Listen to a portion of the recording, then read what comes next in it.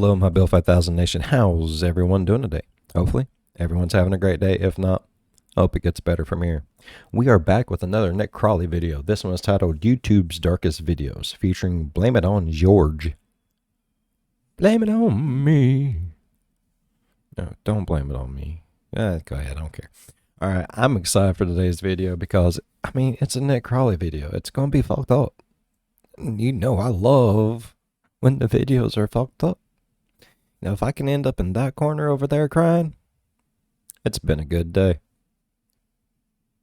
Alright, I'm excited. Let's go ahead, turn them lights down low, put on something comfy, cuddle up with someone special. Let's go ahead, put our psychiatrist on speed dial and get traumatized.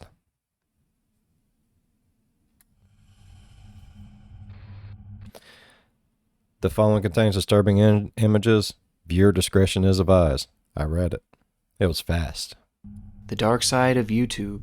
A place that I probably frequent far too often for my own good, but I've fallen in love with the search for finding the most twisted channels on the site, as evident from my series called YouTube's Darkest Channels. But in these haunting corners, I often find myself stumbling upon one-off videos whose origins are both deeply disturbing and entirely mysterious. And today we'll be deep diving into 3 in particular that have proven to be just a few of YouTube's darkest videos. I love 3-thing videos. I don't know why. I think it stems back to like reacting to Mr. Ballin videos when I first started. Like, I love the 3 stories. You know, one of them is just gonna have me over there crying by the end of the video. So, you know, hell yeah. 3, 2, 1. Space. Space exploration. At its most successful, Space. The final frontier. Nah, bro. I don't know. We've been watching Star Trek Strange New Worlds. Yeah, it's pretty good. I like it. I actually get to watch it, and the old lady will watch it with me because it's got Stefan from Vampire Diaries in it or some shit. So it's like, yes, it's a win-win. No. we have produced some of mankind's greatest accomplishments. That's one small step for man. But with these inspiring victories came tragic failures. Challenger, go at throttle up.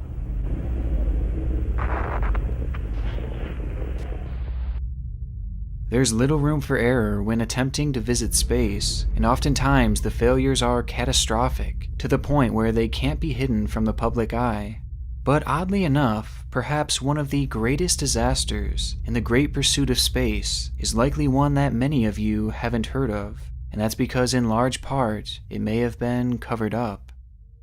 It happened back in February 1996 at the Xichang Satellite Launch Center in China. There, an American company named Space Systems, in collaboration with Chinese scientists, had built a telecommunications satellite that was set to take off on the 15th of the month, with China having built and produced the rocket itself.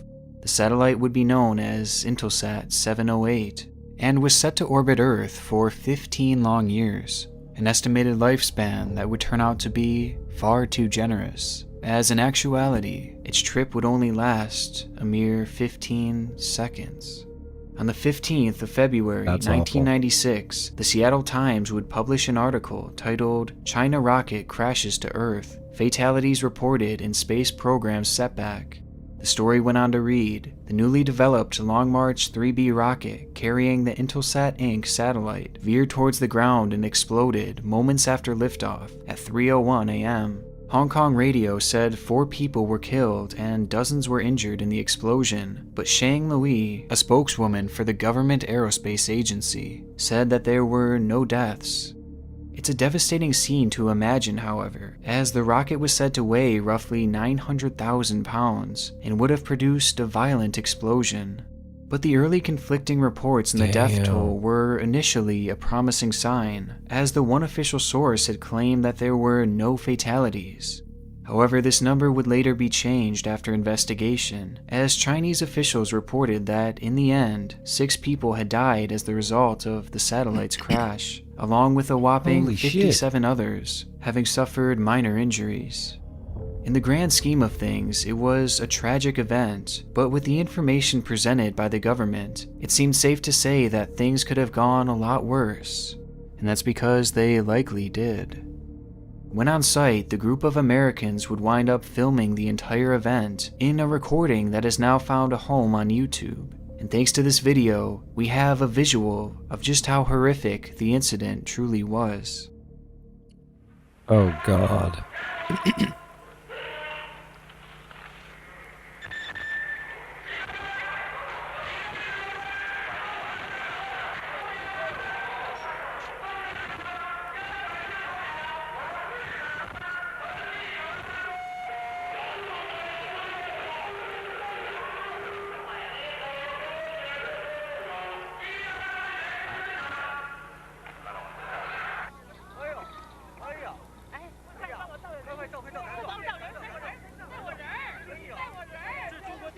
Oh shit.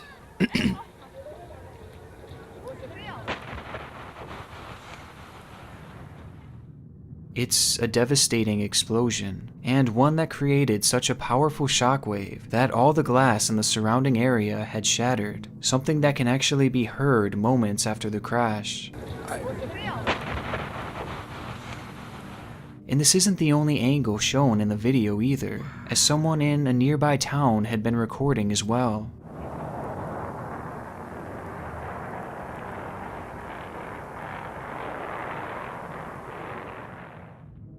This angle shows the rocket striking incredibly close to where the person was filming, but what it failed to show is that not only had this rocket crashed, but it had crashed directly in the center of what is believed to be Maylin Village, an area that was said to be home to well over 1,000 civilians.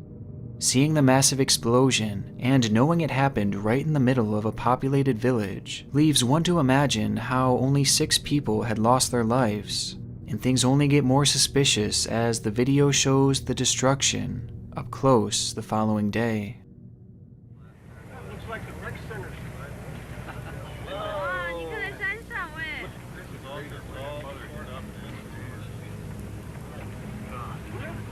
Look at this car.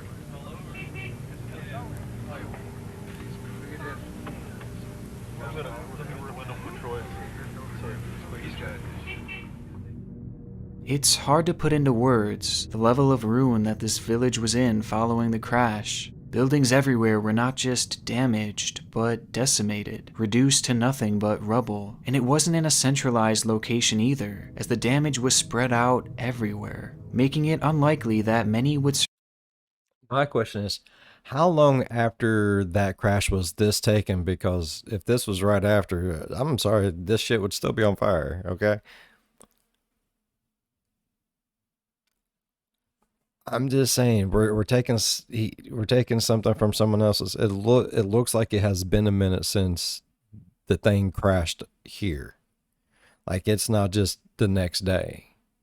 It looks like a while after. I want to know. I want to know. Like, this is intriguing me. If it really did crash into a whole, like, little town, village, city thing, that's awful. But is it true? Because, I mean, this would all still be burning if it was like, and you'd figure even like, I have seen really bad fires and things smolder and smoke for weeks, sometimes months. It's crazy. And I imagine with all that rocket fuel and shit, things are gonna burn hot and heavy, bruh. Survive the ordeal had they been in the immediate area, which begs that question: how had more people not died? This question has prompted many to wonder whether or not China had covered up the official number of casualties in an attempt to not lose all credibility in their space program. A theory that is further brought into question by the fact that reporters were quickly taken away from the site, only to see dozens of ambulances, as well as flatbed trucks that some claimed were used to load the dead. Trucks that had gotten to the scene well before the Americans recording the ordeal were able to, which would have provided them ample time to remove any bodies from the area. However, despite the video emerging, and all the questions put forth, the official death toll has never been changed by Chinese officials. Yet in the United States, experts have given their own estimates of the sheer magnitude of the catastrophe, as it's widely believed that anywhere from 200 to 500 people had perished as a result of the faulty satellite launch, with some experts even suggesting that the number is even higher. And just watching this infamous video, it's not hard to understand why, but unfortunately it's likely we'll never know how many people died that day, as awful. Chinese officials have held firm on their death toll, claiming the area had actually been evacuated before impact, though this claim is heavily disputed to this day. And it's made even more difficult to find answers, as the village itself that's shown within this video technically doesn't even exist. According to a handful of first-hand accounts, after the incident, this entire village had simply vanished, with there being, quote, virtually no trace of it having ever existed. In the end, we're left with countless unanswered questions, and this one chilling YouTube video of what may very well be the most devastating space-related disaster of all time, as it's likely we'll never see anything of this magnitude again. Or so I thought.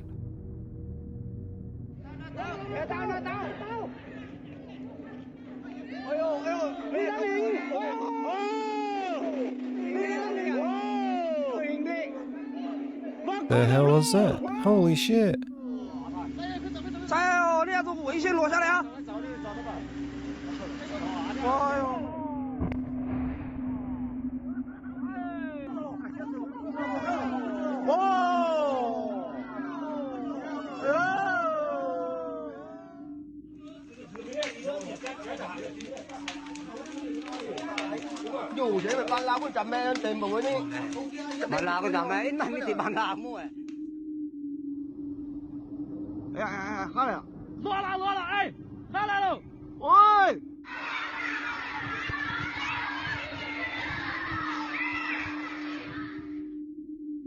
The following were all videos that have surfaced here on YouTube from China, showcasing other rocket launch failures that, again, have decimated more towns. And these disasters have taken place very recently, with most having gone unreported on by Chinese officials. And had it not been for these YouTube videos, we would likely have no idea that these disasters had even happened. It's very clear that China has been covering up many of these devastating failures, with it all likely having started back with Intelsat 708. So though for now this may likely be the most devastating space launch failure ever, it may not hold this title forever. That's crazy. Man. One of these days something's gonna go up, come down, and there ain't gonna be no ground left. I'm fucking serious. What the shit? I don't trust none of it. Oh, I mean, don't get me wrong. I love space. Space travel amazes me to no end. But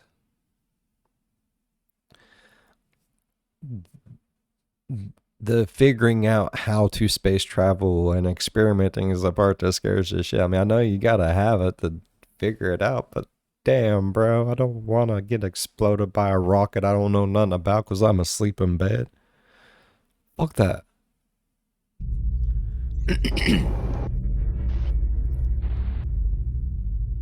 Our next video takes us to Bosnia, which is home to some of the most famous and highest bridge diving competitions in the world. And though these events may seem reckless and risky, in actuality they are a commonplace, with TV networks even airing the competitions live, with little fear of capturing tragedy. 110 billion respect. Yeah, go them. That's stupid. You would not catch my ass up there. Nope. on live TV. And on August 7th, 2016, one of these televised events would go live as divers jumped from a 65-foot bridge in the river Drina. One of the top competitors entering the day was Andrej Beuc, a gold medalist diver with thousands of dives under his belt. And though the water was said to be a little chilly that day, conditions were otherwise perfect for the event, as Andrej prepared to show. Do you have to be like specially trained to dive once you get so far up? Like, doesn't it get more and more dangerous? Like, I know once you fall from so high, it's just like hitting the ground. You know, speed, force, that sudden stop, and all that good shit. Like, but I mean, if you jump off and like you're diving and say you're going in with your feet, is all the water going to shoot up your butt and come out your head? Don't judge me. I have legitimate questions that I need answered, and that is one of them. Off his skill to the crowd. And from the moment he leapt off that platform, he appeared to be in top form, hitting the water with his usual grace. Yet another stellar dive by the champion. Only this time, things would quickly go wrong. His arms, right? Because it kind of looks like he broke his neck.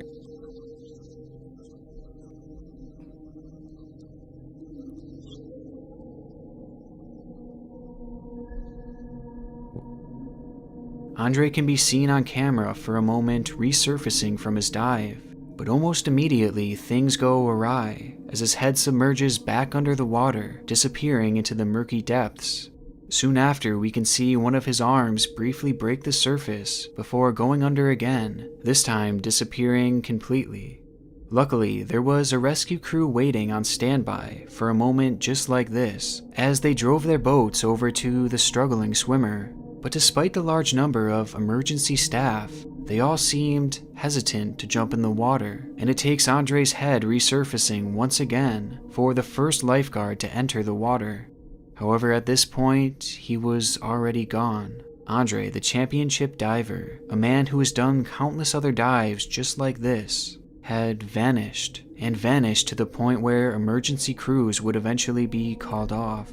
His lifeless body would be found days later down the river on August 11th, having suffered from multiple fractures as well as typical decay. The video would soon be posted to YouTube and picked up steam on local and worldwide news outlets, with many wondering what could have happened to make this otherwise masterful diver lose his life on such a routine day, especially given that there seemed to be nothing in his near-perfect dive that would indicate a risk of injury upon hitting the water. And even if it hadn't been perfect, the large number of emergency staff should have been enough to prevent a tragedy like this. But despite them being on scene within seconds, not only was he not rescued, but his body would go missing for days. Despite the video being viewed over 1 million times, there still seems to be no concrete and accepted cause of death, which has caused several theories to kind of look like something pulled him back under, though. I mean, because he's like, you know what I mean? Pop up as to what may have actually happened that day. Some theorize that the cold temperature of the water had sent his body into shock, a note that is given some validity, as the emergency crew on hand would later give an excuse for not entering the water in a timely manner by saying that the water was, quote, too cold. A jarring claim given that they were paid professionals, hired specifically to rescue helpless swimmers, yet they were deterred by cold water. But this shock theory doesn't fully add up, as multiple divers had already participated up until this point, and none had faced any issues whatsoever. And if the water was truly that cold, one would imagine that they would have just cancelled the event altogether, as again these were legitimate, professionally run events. Now perhaps the darkest theory put forth is that Andrej was dragged below the surface by something in the water. This may sound ridiculous at first, but the River Drina is known to be inhabited by a species of fish called the Wels catfish. And these catfish are remarkably large, as they can reach sizes of over 9 feet long, with the heaviest ever being caught, weighing in at a staggering 330 pounds. And they are said to be extremely hostile, especially during mating season when males are guarding their nests. And coincidentally, the competition had taken place right at the end of their typical mating season. So it's entirely possible that when Andrej jumped in the water, he landed in the vicinity of one of these protective fish, who would have then instinctively attacked, dragging him under the water and leaving him unable to swim back to the surface. This would explain. Okay, but what about the people who jumped in before? Like, I'm not saying they all jumped in the exact same spot, but I mean, anyone jumping around in that area and swimming around and come back out, they would run the chance of being attacked, right? So I'm just here to poke holes, people. That's all I'm here for, okay? And why he seems to almost be sucked under the water, even looking behind him as if he noticed it coming towards him, as well as why the emergency response team was so hesitant to jump in after him. Plus, it would account for how his body had disappeared so quickly, and how they were unable to locate it until days after, with multiple fractures. And given the lack of protruding teeth that these fish have, the injuries that it would have left behind would be more akin to bruising and fractures, which were injuries that were supposedly prevalent on his body. And these facts are far from the only evidence to point to this cause of death, with the most damning coming from the video itself. When watching the clip, right as we see Andrej's arm surface for the final time, we can see what appears to be a fin breaking the surface just feet away from him. Many have speculated that this could be the tail fin of a giant Wells catfish, as it appears to be completely synchronized with Andrej going under the water for the final time, leaving this as a very legitimate theory. But along with this, another major theory has been put forth, and that is the idea that Andrej had suffered a broken vertebrae upon entering the water. The news site Telegraph actually reported this as the official autopsy's cause of death, but the validity of this claim is shaky. See, that's what I was thinking, because it kind of still looked like he had his head back like this. I mean, I don't know about y'all, but if I'm going to land in water, sorry, I don't know about y'all, it kind of looked like his head was still, you know, if I'm landing face first in water, I don't want it to be face first, not from that high. Like, I'm going to, like, tuck my head in, right? I'd rather come down like this and then snap backwards, because, you know, you're going to stop here easier than back. Right? I don't know. That's why I thought he broke his fucking neck, and I could explain why, you know, he was like,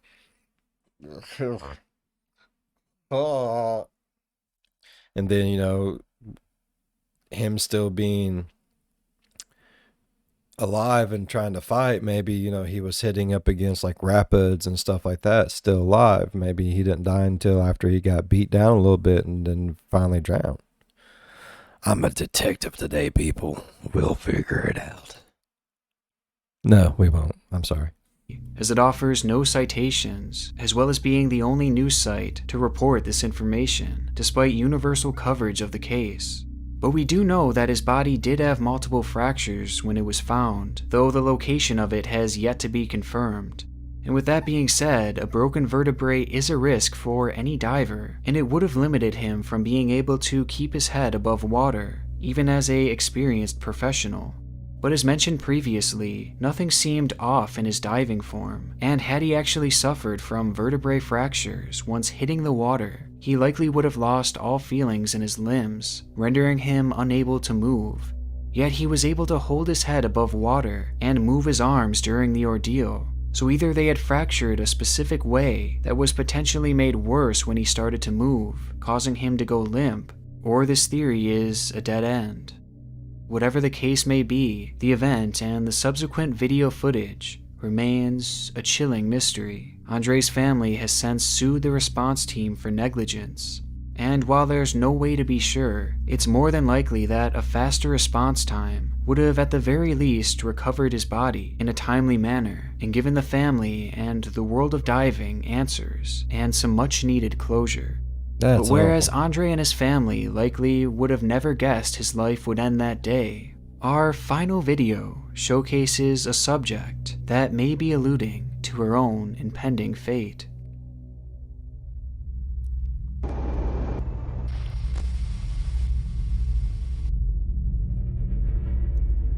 This is Oh In Hye, a 36-year-old Korean actress turned beauty YouTuber, a beloved and at times controversial celebrity from South Korea.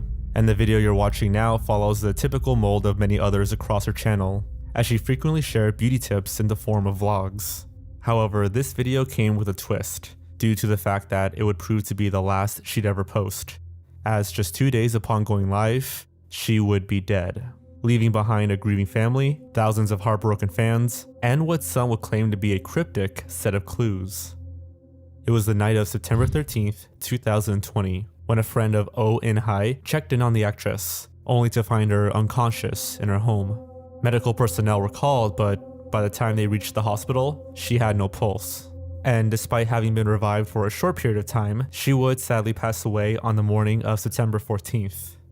The investigation that followed was a quick one, and equally as vague, with officials hastily stating that the actress had taken her own life, something that would be confirmed via autopsy the following day, with her official cause of death being cardiac arrest from a suicide attempt.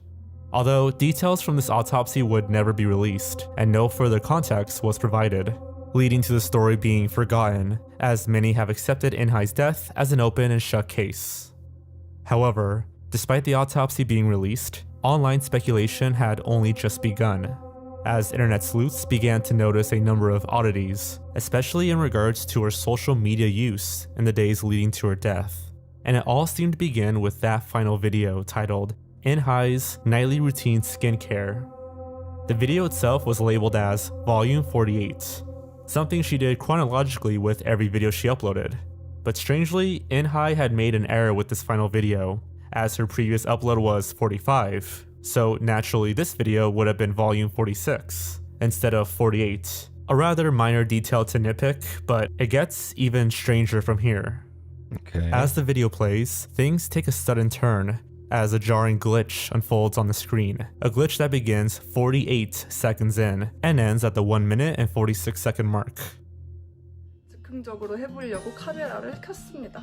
아 시원해. 아직 머리도 안 말렸는데 진짜 리얼로 보여주려고 정말 평소에 쓰는 나이트 케어가 어떻게 되는지 순서도 지금 즉흥적으로 제일 첫 번째는 토너를 화장솜에 묻혀서 닦아내야겠죠?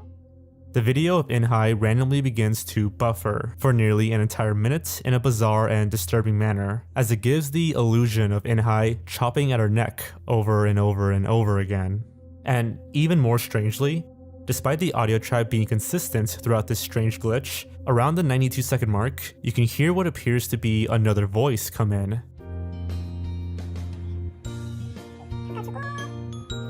아시죠? It seems unnaturally high-pitched, and clearly was not part of the original audio track. According to multiple reports online, this unexplained voice supposedly says something that roughly translates to, "I'm going to die," though some have countered this claim, stating that this translation was a reach. Around the 103rd second mark, another unnatural voice can also be heard, though to my knowledge, a direct translation hasn't been found. And immediately following the strange soundbite, the video begins to play normally, as if nothing happened. It's an error that lasts no more than a minute, yet the clock in the background of the video skips forward 3 to 4 minutes, potentially casting doubt on the idea that this could be an error within the video file itself. All in all, this entire section of the video is off-putting, and In Hye herself even addresses this by adding, "Please skip over the buffering part," in parentheses at the end of her title. Despite the clarification, it's hard to ignore the movements she makes during this. I mean, she's repeatedly chopping at her neck for a whole minute, and couple this with the supposed disembodied voice seemingly saying, "I'm going to die." Something about this video just wasn't adding up, as after all, looking through her channel, shady every as shit, one of her bro. other videos are cleanly edited and filmed in a professional manner. And going through her catalog reveals no major editing flaws. Yet this minute-long error in the beginning of a video made the final cut? Something seems very off here, especially given the fact that just 48 hours later, Oh In Hye would be dead. And though this may just be a coincidental glitch, I struggle to believe that an error like that could cause these strange voices, especially when those voices are pitched differently, and that one might be saying, "I'm going to die." But if it wasn't a buffering error, then that means it would have been done intentionally, which is incredibly important to note given that Oh In Hye was her own video editor for this particular video. She had sole control over its production, meaning she would have been the one to orchestrate this, which leaves the big question, why? Well, many have pointed to the idea that Oh In Hye was alluding to her own death within this video, as just 48 hours later she would be found without a pulse. A time that is noteworthy, considering she had mistakenly numbered her video as 48, despite it really being the 46th upload, along with the glitch itself beginning at the 48-second mark. And to add even more to the coincidence of this number, in her video prior to her last, she added these subtitles which feature the numbers 4 and 8 shown over and over again, which in the context of the video did actually translate to a relevant joke. However, it's strange regardless. That would make one question whether she used the number 48 to symbolize her impending death, especially given the movement of her comb and the morbid voiceover. And the theories don't stop from there, as there were even those who thought that this wasn't a clue to her impending suicide, but rather it was a hint at her impending murder.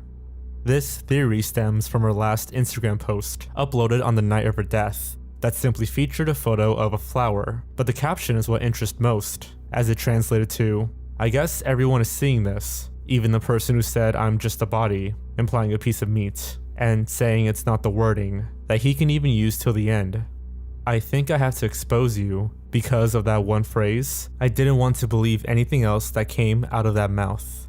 Tagged in the post was a prominent lawyer and frequent social media user named Hu Wang, a man who, even to this day, we're unsure of what his relationship was to Oh In Hye.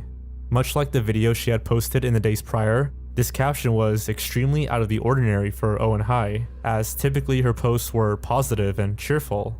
And after an hour of confused fans questioning her, Oh In Hye would delete the post altogether.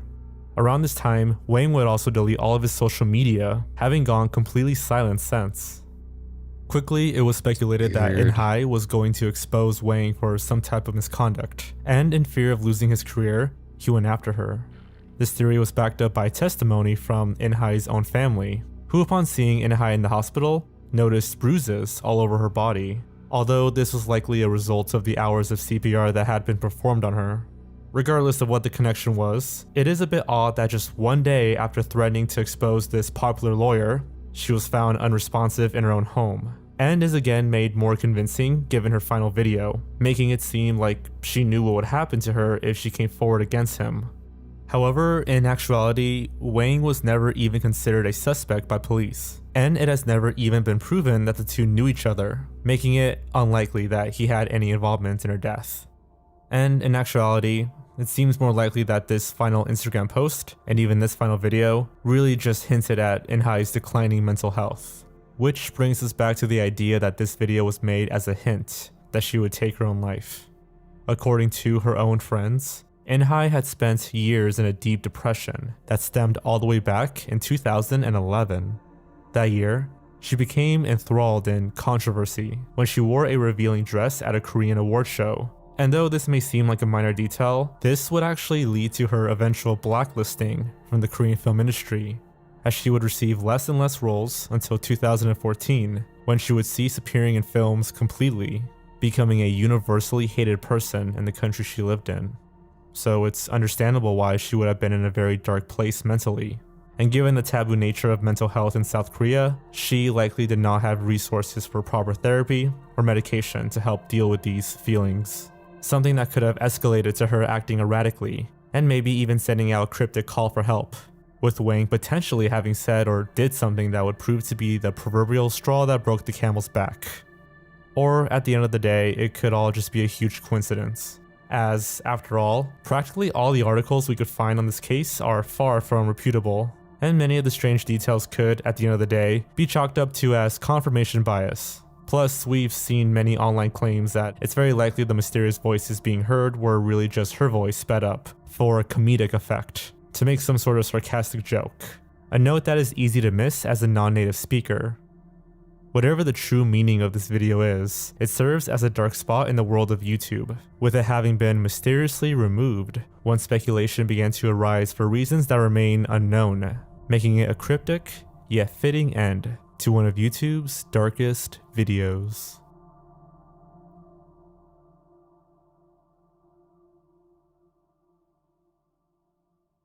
I want to give a huge thank you to George for hopping on this video. If you aren't already subbed to him, please go and send him some love. Not only does he do incredible work, but he's also one of the nicest guys on the whole site. And I also want to thank my gold tier patrons and of course... Damn, y'all, that was good. But what if, you know, some kind of crazy shit did happen? Oh, I don't know. That's a rabbit hole I don't want to get into right now. Alright, y'all. If y'all enjoyed today's video as much as I did, go down there, hit that thumbs up. While you're down there, go on over, hit that subscribe button. Become part of the Build 5000 Nation. We do some crazy shit here, bruh. As always, be good to one another. I'll see you in the next one. Bye-bye. Man, I love 3 stories. They always get so fun.